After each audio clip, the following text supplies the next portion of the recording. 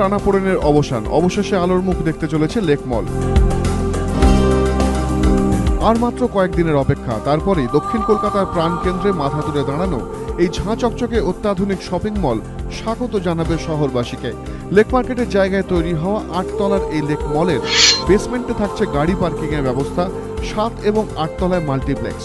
মলের বাকি অংশে থাকছে ৩৫০-রও বেশি দোকান বাজার। শহরবাসীর মনোরঞ্জনের জন্য থাকছে 4 স্ক্রিন মাল্টিপ্লেক্স, ১২,০০০ বর্গফুট এলাকা জুড়ে ফুড কোর্ট। এছাড়াও মলে থাকছে নানা দেশি বিদেশি ব্র্যান্ডের পসরা। ১৯৮৭ সালে চুক্তি হলেও ২০০৫ সালে পিপিপি মডেলে শুরু হয় মল তৈরির কাজ, কিন্তু নানাবিধ জটিলতায় বারবার থমকে যায় নির্মাণ কাজ। মল তৈরিতে দেরির জন্য বামেদেরই দুষছে তৃণমূল।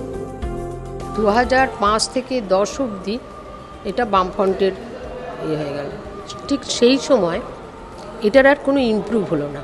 ফের পুনরায় আবার তৃণমূল বোর্ড হওয়ার পর তখন তারা ইনিশিয়েটিভ নিয়ে আবার এটাকে গড়তে আরম্ভ করল।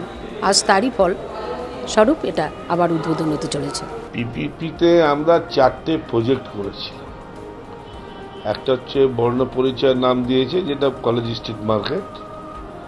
একটা হচ্ছে ল্যান্সডাউন মার্কেট, একটা লেক মার্কেট, একটা হচ্ছে নিউ আলিপুর। এই পিপিপি মডেলটা এই প্রথম লেক মল চালু হলো।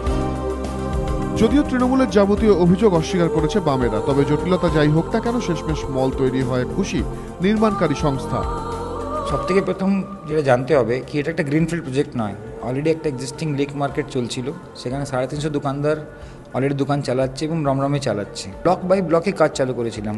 So it took us at least 3 to 4 years to come up, মানে নিচের পুরো দোকান বাজারটাকে রিহ্যাবিলিটেট করে উপরের কাজটা স্টার্ট করতে অ্যাটলিস্ট 2-3 বছর লেগে যায়। এখন একটা জায়গায় এসেছে যেখানে আমরা ওপেন করতে পারবো।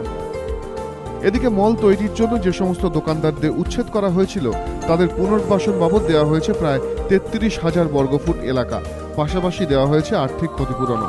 এছাড়াও ১০,০০০ বর্গফুট এলাকা দেওয়া হয়েছে কলকাতা পুরসভাকে। ১৪ তারিখ লেক মলের উদ্বোধন করবেন মুখ্যমন্ত্রী মমতা বন্দ্যোপাধ্যায়।